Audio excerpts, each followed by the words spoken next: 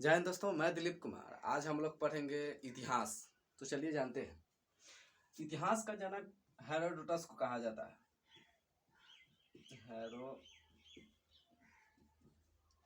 Herodotus को कहा जाता है। इतिहास 3 प्रकार का होता है। पहला प्रकार होता है प्रागैतिहासिक।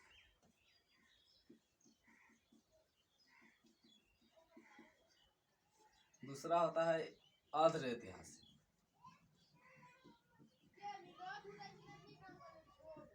और तीसरा होता है ऐतिहासिक काल।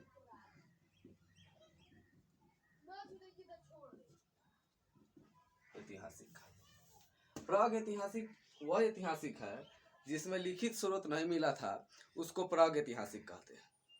अर्ध ऐतिहासिक में लिखित स्रोत मिला था किंतु इसको पढ़ा नहीं जा सका, उसको अर्ध ऐतिहासिक कहते हैं।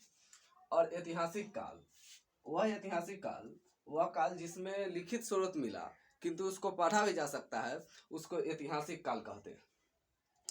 आइए जानते हैं। पहला प्रागैतिहासिक। प्रागैतिहासिक में महत्वपूर्ण काल जो आया वह पाषाण काल था। प्रागैतिहासिक में आदि मानव था। मानवों के हथियार बड़े बड़े थे, पत्थरों के हथियार थे, वह बड़े बड़े हथियार थे। आइए जानते हैं पाषाण काल।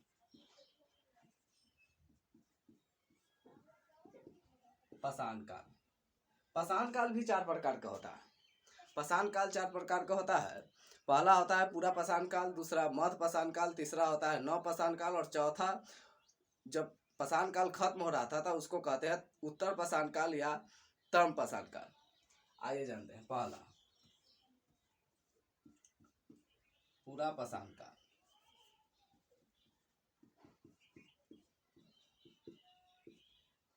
दूसरा था मध्य पाषाण काल।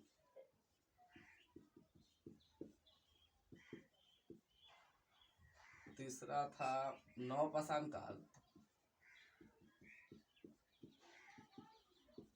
और चौथा था जब पाषाण काल समाप्त हो रहा था तो उसको उत्तर पाषाण काल या तम पाषाण काल कहा जाता है।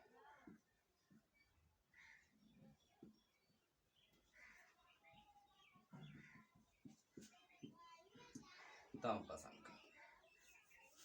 अब आइए जाते हैं पूरा पाषाण काल। पूरा पाषाण काल में मानव क्या क्या था, आइए जानते हैं। पूरा पाषाण काल में आदि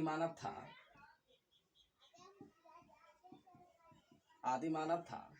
मानव का हथियार बड़ा था।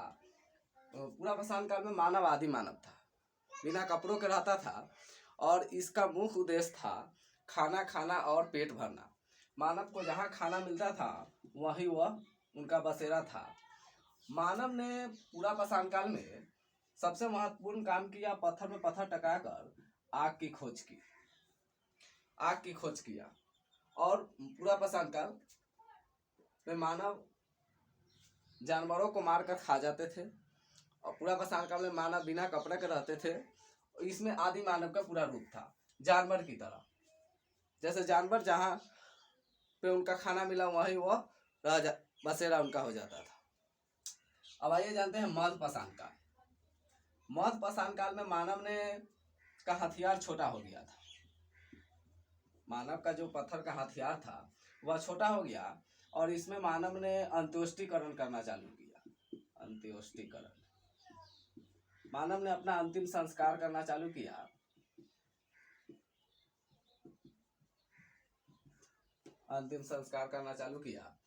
अब आइए जानते हैं नव पाषाण काल। नव पाषाण काल में मानव ने अधिक विकसित हुआ।